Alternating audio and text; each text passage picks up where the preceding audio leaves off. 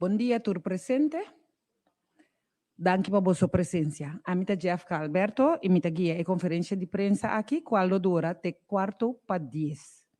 O programa está uma introdução cortico do ministro-presidente de Corsou, senhor Gilmar Pisas, e do secretário de Estado de Assuntos Internos e Relações de Reino, senhor Raymond Knops. Senhor Knops está se suprimir visita de trabalho no governo atual. Seguidamente, me abre a sessão de pergunta para a prensa e lo misera essa aqui, 9:45.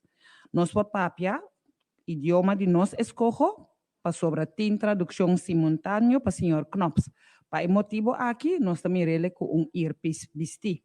Me passa a palavra imediatamente para o ministro-presidente de Corsou, senhor Gilmar Pisas. Dank u, Jeffka. Público só, felizmente. Membros de prensa, todos estão que seguimos via off de comunicação também internacionalmente. Bom, Simão. Se está em verdade, nós chamamos a rede de prensa aqui, nós podemos intercambiar seguro com o público só e também em comunicação, tudo o qual estava a tratar a visita de trabalho do Sr. Knops, que ele vai welcome met de delegatie. Estava uma visita, obviamente, nós visita seguro Banabou, de qual nós temos para mostrar ele qual que nós temos a boniteza de Banabou e também para ele conhecer certo área de seguro de pobreza enorme que vive de nós Corsou. Que men sei me por visa no momento aqui. Senhor Pisas, ik geef het woord nu aan de staatssecretaris van Binnenlandse Zaken en Koninkrijksrelaties, de heer Raymond Knops. Dank u wel. Bon dia, bon Simon. Mooi om hier weer te zijn en ook heel mooi de afgelopen dagen om de leden van het kabinet Pisas te leren kennen. En ik ben natuurlijk al een heel aantal keer op Curaçao geweest.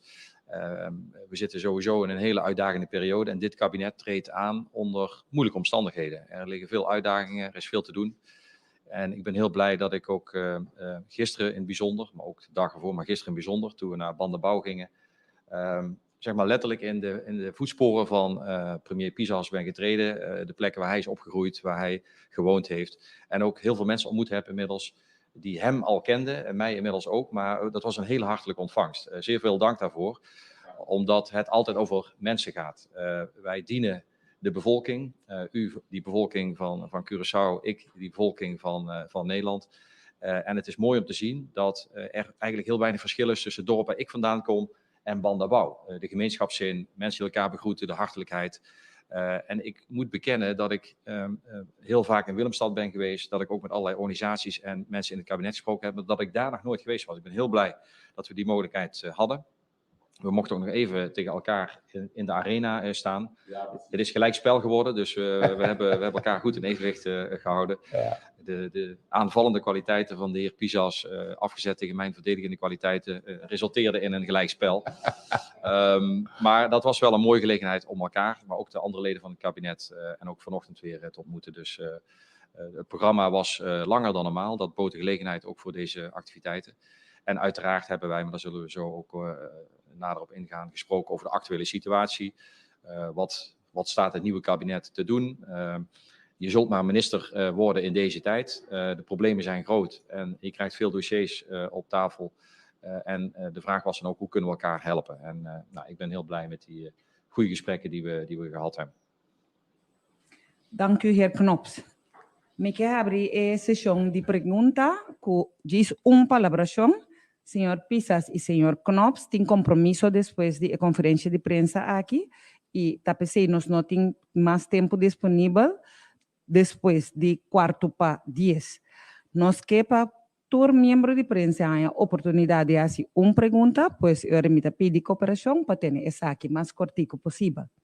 Nós estamos começando imediatamente com o senhor Lilo Sulvaran. Sim, minha pergunta, bom dia, dank u voor de presentie. Minha pergunta bij de senhor Knops. Meneer Knops, bestaat al lang consensus over de noodzaak, over samenwerking binnen de Koninkrijk, maar niet de wijze waarop.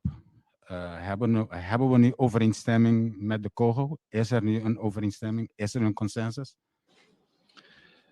We hebben vandaag en gisteren en eergisteren ook gesproken over de staat van de onderhandelingen. Dus hoe ver zijn we nu? En er deed zich de bijzondere omstandigheid voor de afgelopen maanden dat in maart, toen hier de verkiezingen waren en ook in Nederland, dat er een demissionair kabinet ontstond. Wij zijn nog demissionair in Nederland en het kabinet Ruggenaat was tot de beëdiging van dit kabinet ook demissionair. En tegelijkertijd was er een inkomende regering. Dus ik heb vanaf het begin meteen na, laat ik zeggen, de verkiezingsuitslag, de heer Pisas gebeld, gefeliciteerd en ook afspraken gemaakt om elkaar snel te treffen. Dat hebben we tot dan via video gedaan, ook met zijn coalitiepartner, PNP. En met de onderhandelingsdelegatie. En we zijn op dat moment met instemming van de zittende premier Ruggenaat toen nog die gesprekken opgestart. Formeel zijn die pas begonnen natuurlijk toen het kabinet Pisas aantrad. Maar dat hebben we gedaan omdat er ontzettend veel voorbereidend werk de afgelopen periode is gedaan door beide regeringen. Maar niet de parlementen geïnformeerd waren tot in detail. Dus alle leden die van het kabinet Pisas die toetraden, ja, die werden geconfronteerd met een gigantische informatieachterstand. Dus wat we gedaan hebben is die gesprekken gevoerd. Die vinden nog steeds plaats en die vinden ook constructief plaats. Maar om uw vraag even, dat was de inleiding, om uw vraag concreet samenvat te beantwoorden. Er is op dit moment nog geen overeenstemming. Wat ik wel zie, en dat wil ik hier ook gezegd hebben, en dat vind ik een compliment voor deze regering, dat ze onmiddellijk na een aantreden de hoogste versnelling erin hebben gezet en ook in hoog tempo die dingen aan het doen zijn die in ieder geval zouden moeten leiden tot een akkoord. En ik ben daar positief over gestemd, maar we hebben dat nog niet op dit moment. Nós seguimos com a senhora Melissa Hayer. Mi pergunta para o Primeiro-Ministro, Sr. Pisas. Sr. Pisas, riba é assunto de corro aqui mesmo, é comissão que está atendendo, tratando para caber a informação. Tem outro isla na dentro Aruba com St. Martin. Corsou está papiando com outro isla na bastante riba mesmo linha, riba para o que está trata de câmbio na começa bem riba de documento aqui, lei aqui. Bom, então, assim, ayer eigenlijk eu tive contato com o primeiro-ministro de Aruba, e também contato com o primeiro-ministro de St. Martin. Então, eu vou tratar para nós conversar mais lá, riba tópico aqui, mas lamentavelmente a senhora Cruz estava tendo uma reunião ainda, estava tendo mais ou menos isso, então vamos conversar com o St. Martin só. St. Martin tem seu ponto de vista, que é talvez ele deve com o chefe cabeça, tinha só nós temos conversação também com o senhor Rutte, de qual esse também bem de lande hoje aqui e como se chama, não obstante que este assunto representar Holanda porque sei, pero nós não vai inhoudelijk ainda, porque de quando nós vai inhoudelijk ainda, de nós receber documento apenas 2 semanas passar, a situação de nosso país e nós for de meeting 2 carteiras tem roupa problemática, mas comecei a atender, nós acabamos de formalizar 2 times não, que também seguir atender com negociação, que bem com outra palavra mi no puedo llegar al punto de atención seguro para lo que se trata. Parte de Kosovo, no tiene un punto, pues siempre prefiero mencionar, porque parte de Kosovo nos no llega a Kiko de punto exactamente que nos va a seguir negociar con él para lo que se trata de cojo. Pues nos, por un instante, visa con nos, también renegociar esa aquí, entonces ese punto que debe comenzar seguro el trayecto aquí para nos poder terminar primero con 13 de septiembre. Senhor Khalil Guribaldi. Bon dia, goedemorgen. Mijn vraag is aan de meneer Knops. Meneer Knops, ik wilde toch even weten, hoe was het met het afgelopen kabinet? Hebben ze alles goed afgerond met u? Hoe is het contact afgelopen met de heer Ruggenaat en met u? Zeker, zoals ik zojuist al aangaf, op het moment dat de verkiezingsuitslag helder was en ook duidelijk was dat premier Ruggenaat niet zou terugkeren, heb ik ook met hem gesprekken gehad. Hoe kunnen we ervoor zorgen dat in die periode tot aan de beëdiging van het kabinet, dat we niet helemaal tot stilstand komen. Dus dat ofwel het demissionair kabinet het mandaat krijgt om de gesprekken verder met Nederland te voeren, dan wel dat ik toestemming krijg, want ik vond het wel zo netjes om ook met de inkomende premier gesprekken te voeren. Dat is prima gegaan, dus er ontstond een soort driehoeksverhouding waarbij ik formeel natuurlijk met de minister-president Ruggenaat toen nog gesprekken voerde, maar inhoudelijk ook al met de heer Pisas en zijn delegatie toen gesproken heb, kennis gemaakt heb, maar ook heb uitgelegd wat die trajecten behelzen. En ja, die overdracht is wat mij betreft goed verlopen. Ik moet zeggen, dat wil ik ook vanaf deze plek doen, dat ik ook Eugène Ruggenaat persoonlijk, ook zijn kabinet, wil danken voor de samenwerking de afgelopen jaren. Wij zijn 4 jaar toch een pad afgelopen waar we misschien niet altijd met elkaar eens waren, maar wel bij mij altijd buiten kijf heeft gestaan dat de mensen die in het kabinet Ruggenaat zaten ook het beste voor hadden met Curaçao. En ik reken er ook op, maar daar heb ik zojuist ook al iets over gezegd, dat ook de samenwerking met dit kabinet zijn natuurlijk andere mensen, andere politieke partijen, maar dat dat ook een goede samenwerking zal opleveren. Dus kort antwoord, ja. Senhor Oscar van Dam. Ja, bon dia. Staatssecretaris, u zegt er is nog geen overeenstemming, er wordt nog onderhandeld. Mijn vraag is, waar moet nog over onderhandeld worden? Waarom is er nog geen overeenstemming? Ligt het bijvoorbeeld aan het verzoek vanuit Curaçao in eerste instantie, zoals wij hadden begrepen, dat er ook een bepaalde rol van het IMF moet zijn? En wat is het alternatief als er geen COO is? Curaçao heeft nu 168 miljoen gekregen, heeft meer geld nodig. Is er een alternatief? De Raad van State heeft naar aanleiding van het eerste concept van consensusrijkswet een advies uitgebracht. Ook de Raden van Advies hebben daarop gereageerd. En die reactie daarop van de 4 regeringen, die moet leiden tot een definitief voorstel van Rijkswet. Dat is het gesprek wat we nu voeren. En ik kan niet ontkennen dat door de verkiezingen en het feit dat er een tijdje in Curaçao een demissionair kabinet is geweest, dat er wat dingen ingehaald moeten worden in de tijd in zekere zin. En daarvan heb ik juist ook gezegd dat ik blij ben dat het kabinet Pisas heeft toegezegd van we gaan alles op alles zetten om. Ja, er zijn natuurlijk ongelooflijk veel overleggen, documenten geproduceerd de afgelopen maanden. Die ook door dit kabinet geïnternaliseerd moeten worden. Hè. Dus van wat is nu het probleem, wat zijn de posities. En wij zijn nog over een aantal punten in gesprek. We zijn ambtelijk sowieso goed in gesprek. Maar uiteindelijk is het aan de politici, dus de ministers van het hele kabinet Pisas, maar het geldt net zozeer ook voor het Nederlandse kabinet, om dat politiek ook af te zekeren. Dat is ook een van de redenen waarom wij gevraagd hebben bij de toekenning van het eerste deel van die 6e tranche liquiditeitssteun, om een herbevestiging te krijgen van het kabinet en van de Staten. En dat is niet onlogisch, omdat na verkiezingen, alhoewel je als land natuurlijk gewoon te houden hebt aan afspraken die eerlijk gemaakt zijn, dat geldt zowel voor Curaçao als voor Nederland, is het toch goed om dat met elkaar te herbevestigen. En dat is ook een voorwaarde om dat eerste deel van die 6e tranche te krijgen. We hebben vanochtend daar nog even over gesproken en het kabinet Pisas zal zo snel als mogelijk een brief sturen waarin zij aangeven waarom zij denken dat het debat wat heeft plaatsgevonden in de Staten, waar die herbevestiging aan de orde is geweest, plus het feit dat het landsbesluit over de korting van de arbeidsvoorwaarden van politici, dat nu geregeld is, dat voldoende is om te voldoen aan die voorwaarden, zodat die eerste tranche beschikbaar wordt gesteld. Dat is acuut van belang om daarmee de overheidsfinanciën van Curaçao niet in gevaar te brengen. Ten aanzien van die gesprekken die nu nog gevoerd worden, liggen er op basis van die adviezen van de Raad van State een aantal compromisvoorstellen voor. Ik ga daar nu niet in detail op in, want dat zijn gesprekken die we met de landen voeren. Maar mijn inschatting is dat we daar tot overeenstemming zouden moeten kunnen komen als alle partijen daar ook een beweging in maken. En daarmee doen we recht ook aan de adviezen van de Raad van State van het Koninkrijk, die op een aantal punten kritisch waren op hetgeen wat er lag.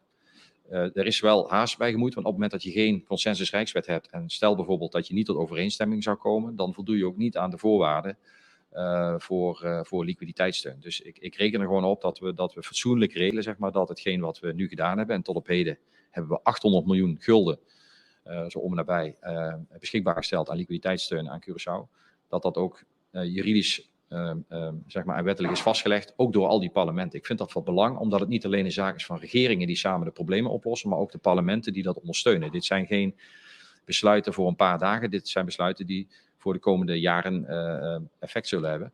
En daar moet ook politiek draagvlak voor zijn. Senhora Dulce Koopman.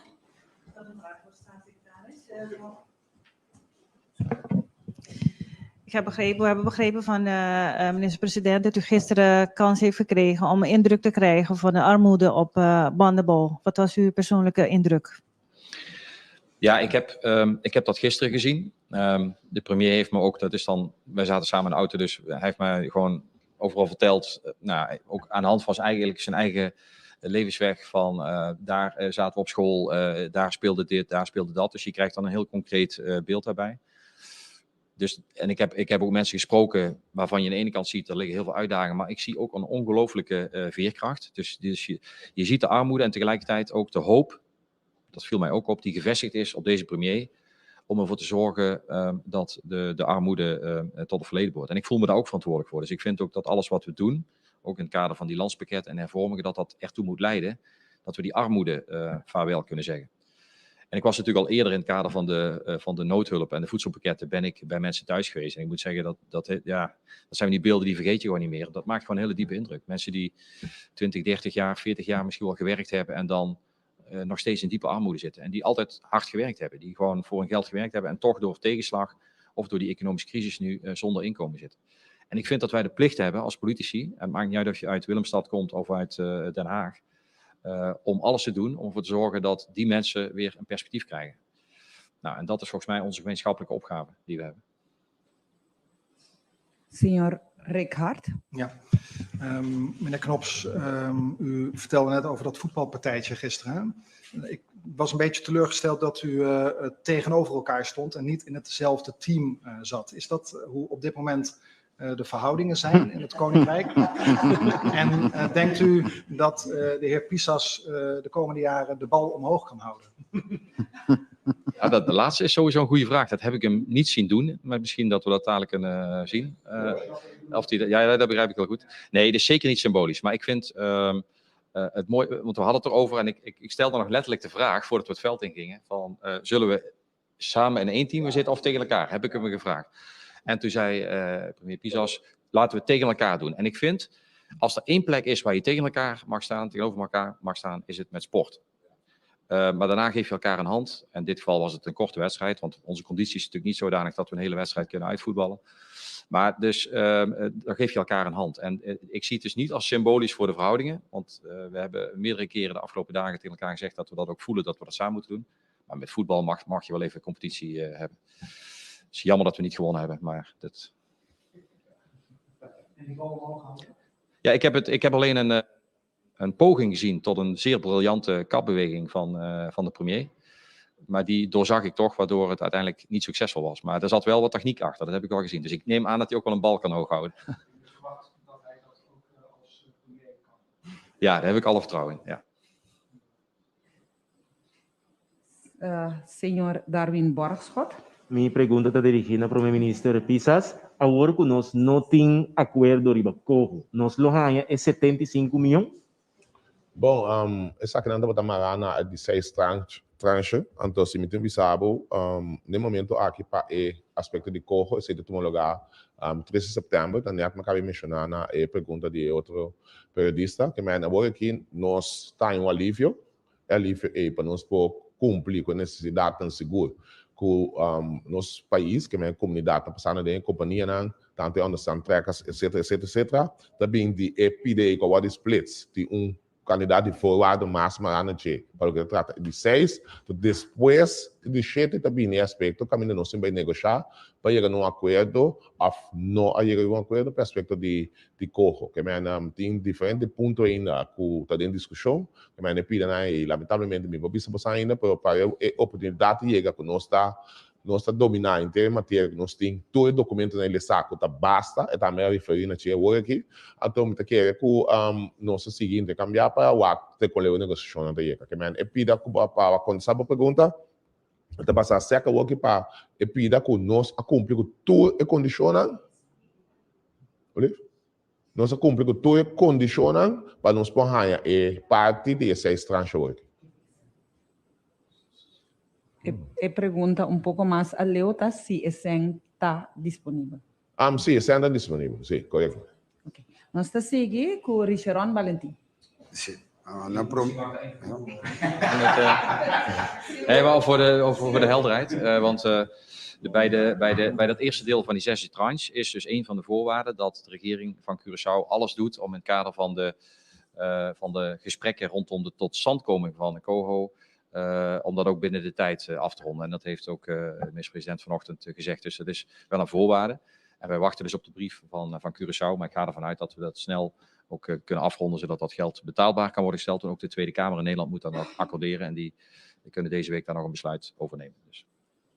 Ik denk dat ook iedereen inderdaad wil weten wanneer dat plaatsvindt. Ja, dus zo snel als mogelijk dus. Ja.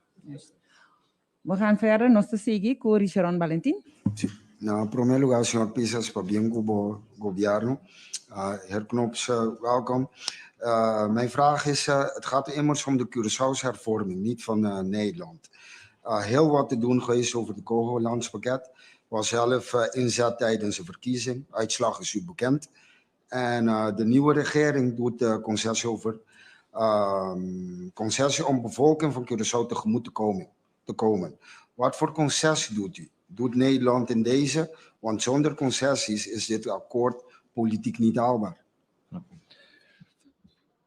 Nou, ik heb natuurlijk de verkiezingscampagne gevolgd en ook zeg maar de posities die de verschillende partijen daarover innamen. En laat ik er dit over zeggen. Kijk, het hele verhaal van het landspakket en de Coho is iets en was iets wat tussen regeringen op dat moment besproken werd. Uiteindelijk is dat allemaal uitgelegd en ook gepresenteerd door de Raad van State, althans openbaar gemaakt door de Raad van State. Dus iedereen kan dat gewoon helemaal lezen en is transparant. Maar normaal is het zo dat regeringen met elkaar tot overeenstemming komen, gaan dan naar de Raad van State. Daarvoor komt er een advies, dan komt er een nader rapport. Dus dan wordt er een nieuw voorstel gemaakt en dat gaat naar de parlementen. En dan zijn de parlementen aan zet. Dus er is een heel debat gevoerd over de Coho, terwijl niet bij iedereen even duidelijk was wat dat nu precies behelsde. Dat is een beetje een manco van het proces, zou je kunnen zeggen. Wat ik zojuist al zei, op basis van die adviezen van de Raad van State van het Koninkrijk zijn we dus nu in gesprek. Kijk, die Raad van State is een heel belangrijk hoger college van staat die juist met hun kennis en kunde proberen goede wetgeving tot stand te brengen. Dus we hebben allemaal de plicht om daarnaar te luisteren. Niet om dat allemaal één op één door te voeren, maar wel om daar iets mee te doen en in de gesprekken in te brengen. Ook de raden van advies van de landen hebben vaak gelijkluidende adviezen gegeven. Dus wat we nu doen is die adviezen bij elkaar brengen. En dat leidt dus inderdaad tot, zoals u het dan noemt, concessies, compromissen. Iedereen gaat dan bewegen om te kijken, kun je ergens uitkomen waarbij die gedachte van, als je zoveel steun verleent, dan zal er ook een vorm van toezicht moeten zijn, natuurlijk nog steeds overeind staat. En tegelijkertijd de kritiek die er was vanuit de landen, maar ook vanuit de Raad van State, een plek geeft door teksten aan te passen, door andere voorstellen te doen. En dat zijn we dus nu aan het doen. En ik ben er zelf wel positief over en optimistisch over dat we met teksten kunnen komen die ook echt een verbetering zijn van hetgeen wat er lag. Nou, dat is ook precies het doel van dit proces. En daarnaast aan de parlementen om daar hun zegje over te doen. Wat wij dus wel van belang vonden was dat het nieuwe parlement van Curaçao ook politiek, zonder dat men zich nu tot op de letter committeert, want dat is een traject wat nog gaat komen, maar politiek wel die grondgedachte van steun in ruil voor voorwaarden en ons committeren dat er een aantal zaken moeten veranderen, dat willen we wel in een uitspraak hebben vastgelegd. Nou, daar is een debat over geweest in de Staten en het verslag van dat debat en de appreciatie van het kabinet Pisas, die zullen wij snel ontvangen en dan zullen we op basis daarvan in ieder geval besluit nemen over hoe we verder kunnen met de betaalbaarstelling van die eerste tranche. En ga ik ervan uit dat we de komende weken, en dat hoop ik echt op korte termijn te kunnen doen, ook overeenstemming kunnen bereiken over die teksten van de consensus Rijksweg. Siguientemente, de señor Maurilio Nobrega. Bon dia, senhor Pisas, bon Simon. Goedemorgen aan u, bon Simon, ook aan de heer Knops. Mijn vraag is ook aan de heer Knops. Hebben de gesprekken die u afgelopen weekend hebt gevoerd en ook de indrukken die u hebt opgedaan, hebben deze indrukken geleid tot nieuwe beleidsafwegingen, nieuwe indrukken, waardoor er mogelijk sprake kan zijn van een andere wijze waarop voorwaarden zullen worden gesteld aan Curaçao? Ja, als ik deze vraag met nee zou beantwoorden, zou ik onrecht doen aan alle gesprekken. Want uiteraard, alle gesprekken leiden tot nieuwe inzichten. We hebben ook met elkaar van gedachten gewisseld van wat zijn nu de opgaven en hoe kunnen we elkaar erin versterken. Bijvoorbeeld op het gebied van belastingwetgeving hebben we zojuist nog. Dus dat zijn nog gesprekken die in zekere zin verhelderend zijn voor beide kanten. Want je kunt in een gesprek aan elkaar uitleggen wat je bedoelingen zijn. Sowieso hebben de afgelopen weken gesprekken op ambtelijk niveau plaatsgevonden van de verschillende delegaties, ook met andere landen overigens, om te komen tot iets van een concreet voorstel, wat ook in de Rijksministerraad besproken zou kunnen worden in september. Dus het antwoord is wel ja, dit leidt altijd tot nieuwe inzichten. En het is ook soepelere voorwaarden. Soepeler zou ik het niet willen noemen, maar het kan wel zijn dat die gesprekken ertoe leiden, omdat je inzicht geeft aan elkaars bedoelingen, dat je aanpassingen doet. Dat zou kunnen. Dat is niet concreet in deze dagen al gebeurd, even alle duidelijkheid, want die delegaties gaan komende week verder spreken met elkaar. Die werken met een mandaat, zowel de Curaçaose delegatie als de Nederlandse delegatie, maar uiteindelijk is het aan de politiek om dat te accorderen.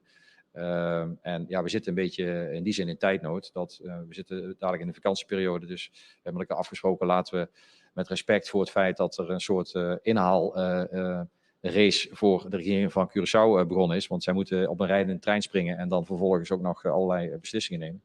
Maar dat we dat zo goed mogelijk faciliteren, mensen bijpraten en dat uiteindelijk in het kabinet een afweging gemaakt kan worden welke positie men kiest. En dus ik heb gewoon een goed gevoel, ook op basis van de gesprekken die wij gevoerd hebben de afgelopen 3 dagen, dat het echt niet ontbreekt aan de noodzaak of de idee van er zou niets. Nee, dat het niet ontbreekt aan het idee dat er iets zou moeten gebeuren. Er moet iets gebeuren.